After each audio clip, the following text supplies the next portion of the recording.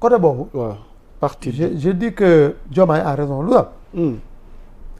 bu dee bi mu àndee gars bi coow jibul. mënoon na continuer. ok mais nag mënoo ànd ak ay nit yàlla mi dara tëgul. nga jox leen lépp. ñoom ñu arrêté tuuti. mais politique dafa am appareil. ok il a besoin d'avoir un appareil pour pouvoir. tu comprends. donc Diomaye am parti c'est la moindre des choses man loolu laa gis. parce qu'il ne peut plus compter sur. non mënatul nekk Pastef parce que ñoom seen bopp.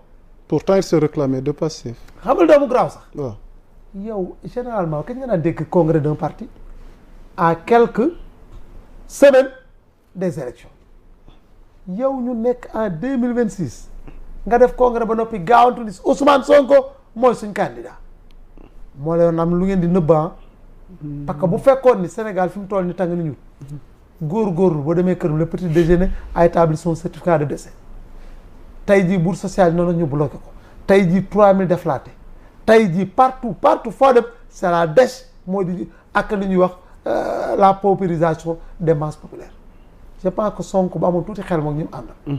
dinañu rus tuuti Sénégal ñu yërëm leen xam ni Sénégal yi. dem congrès ak di jaay carte politique deuxièmement. mais Diomaye s'il ne le fait pas il va disparaître.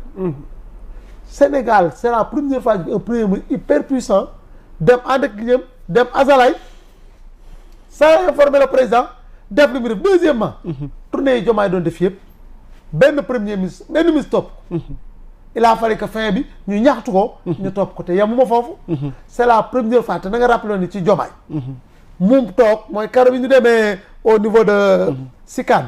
mu ni j'ai donné bi muy rencontrer les maires là. mu ni j'ai donné des instructions fermes à mon premier ministre. pour mu def naa nga man temps bi en Sonko yëpp Diomaye mu soxla. Diomaye mi ngi doog a sant actuellement il est président léegi dañu lu ñu koy wax ñun dañ ne pour xeex bi neex. barki Dembo Ndiaye envoyé nañ ko lettre au nom du collectif des partis autonomes quoique ñun on est dans la coalition Diomaye président mais dañ ko ne nañu recevoir te dama koy renouveler fi président il faut nga recevoir ñu man je suis le coordonnateur national du pôle des partis autonomes li ñu tax a jóg lu leer la dañu xam ni actuellement combat bi loxo coalition Diomaye rek doyu fi il faut que d'autres coalitions yu jógandoo créer le système de caténation des Italiens. baare Sonko ak gàngooram ci dëkk bi. ndax Sonko gàngooram. bu ñu xajee ci dëkk bi. démocratie ak liberté du am. ndax nit bu amee fitu usurpé. la présidente de l'Assemblée nationale ñëpp xam ne du député. toog fa nit bu amee l'audace et le culot de dire à un ministre de la justice que amoo droit génn da laa jox permission te tegul ci benn texte nit bu amee fitu ne Abdou Mbow fi nga ne dañu couper sa micro doo waxaat parce que amoo ci droit à la communication préjudicielle. war na waxaat. nit bu melee noonu dañoo war a tiit te ku mel noonu warut a yaatu ci dëkk bi ndax Sénégal xamul loolu. est-ce que le parti de Diomaye pourra-t-il faire face. Oui. à Pastef. ak yeneen parti yi nga xam ne ñoo ne ci langue politique bi bu naree neex bu surtout que li ñuy jiiñ chef de l'État amul base. ban doole politique la am. dañ ni cin bu naree neex ban jaar politique la am ñi mu yaakaaroon tey àndatunu. est-ce que ci yéen lay sukkandiku tey ngir mën a dëkku Ousmane Sonko. mais sax waaw moo tax man la xam nga. ndax Diomaye mën na dëkku Ousmane Sonko non da koy dégg ba xam nga bu naree neex bu baaxee da xam lu ko waral. waaw lu ko waral professeur. waaw dafa gàtt xoolal. waaw biñ nee arrêté nañu rek moo àndatuñu ba ñoom ñu tàmbali di taxaw di tëgg dënn. waaw ñaata et ñu démissionné. jan la c'est des coordonnateurs. ñoo xam ne dañuy am ci GPS. ñoo xam ne ci la Modap. exactement ñoo xam ne ci la Moncap. même aujourd'hui dans son cabinet dans son dama lay xoolal ñoo xam ni xel xalaatu comme le directeur de l'hôpital Le Dantec. personne ne s'y attendait ñooñu ñëpp taxaw ñu ànd coalition rek exemple mais c'est évident moom dama la bëgg a wax ni rek gis nga mais mën nga dem te doo yóbbaale base bi loolu rek mooy erreur gars yi parce que souvent réplique bi seen cas mooy mën ngeen dem non loolu mooy mais du tax esprit bi ak base bi topp la non ñoo amatuñ esprit bi xam nga looy wax ne amatuñ esprit bi waaw non c'est clair que non plus l'esprit dama lay wax benn affaire waaw Ousmane Sonko ne contribue rien dans le tey deuxième gis nga boo gisee ces sorties là ni mu mujjoon taxawee daw Sonko ne contribue man maa wax lu nañ dem mais professeur xanaa doo mën a nag c'est la tragédie du roi Christophe moo ko nar a dal non roi tragédie du roi Christophe moo ko nar a dal le misanthrope de Molière Alceste mi nga xam ne benn moment dafa dem bopp xam nga lu ko fi leen temps daf ko ni il faut fléchir au temps et sans obstination c'est une folie à nulle autre seconde de vouloir se mettre à corriger le monde et de penser à avoir ce qu'on appelle la théorie, la panacée ou la vérité Sonko loolu mooy erreur dafa réer il a pété dans le benn affaire les Sénégalais sont tellement avertis bi Pastef doxalee. soo seetloo bari ñu bari daaw lu de ñu noonu ci laan bu ci yàgg kenn déggatu leen ñoom ñëpp jugee parce que xam nañ ni. gis nga genre discours yu mel nii pays yi nga xam ne yëpp dañoo mujj enlisé wu.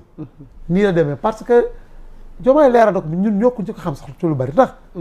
gis nga idéaliser quelqu'un wala jël gis nga un homme état. wala état homme.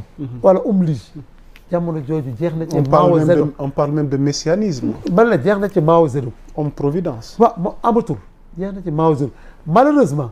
Sonko ce qu'il fait les seuls les tonneaux vides font beaucoup de bruit. mais maa la ni c'est pas un fait hasard dañoo war a congrès pour Diomaye président. ñu reporté ko. ni le 25. effectivement dañ joxe non parti je vous assure. que bu daanoo le 25 la noonu parti. di nga fi gis loo xam ni waxuma la Dakar.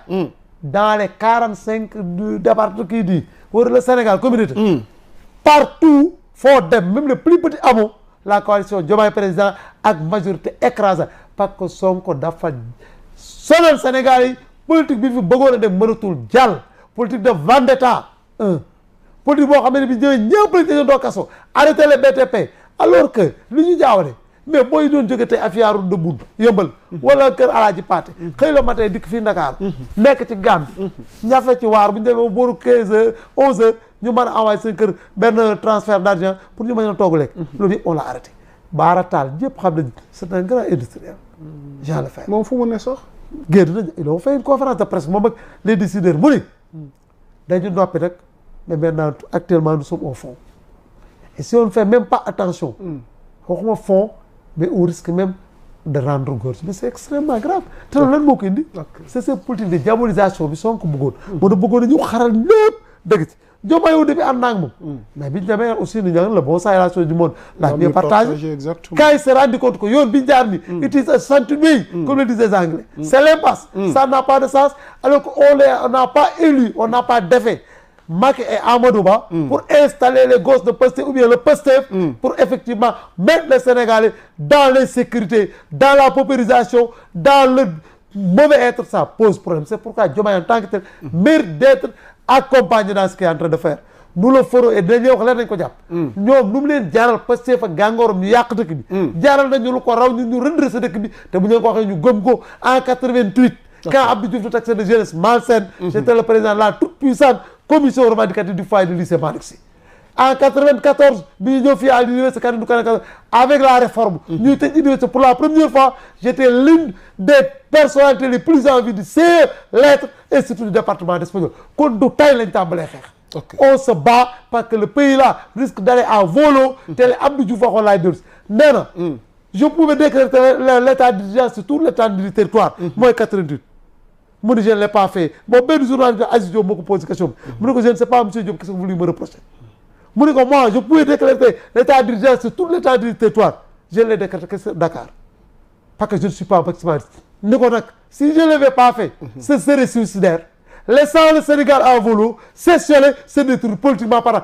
donc il faut défendre la République Macky Sall devait faire que ça et Diomaye va le faire parce que devant une opposition insurrectionnelle il faut avoir un président qui soit ou bien à la hauteur et qui a quand même une certaine poigne pour dire basta ñu taxaw parce que ñii ma gis Pastef xeex bi ma gis ñu bëgg a demal mais ñoom sax far tas nañ sabar ko tas na sabar gi tas na te nañ dem tuuti yaa ngi dégg di démission en cascade ku tas sabar bi yomb na li ko tas lu yomb la waaw ay nit bu ñu àndee yow ñu dem ba ci biir man jour boobu d'ailleurs am na benn rajo bëgguma ma publicité gis nga avant Diomaye di ko dàq wallaay dama def benn set rek un journaliste qui ma connaît bien moo wax ma ni Diomaye na dàq il dit que prester Sonko parce que jour boobu dafa dem mu ni yenn directeurs yi sax bala ñoo voyagé ci man la ñuy jaar deuxièmement mu ne xanaa premier ministre bu xamul sa liggéey waaye premier ministre ma Ousmane Sonko kenn du ma def loolu ma bëggul def d'ailleurs les fonds politiques waxoon nañ ci nangam tey da ko annoncé sax am na 1,7 milliard ma ni mais là c'est dangereux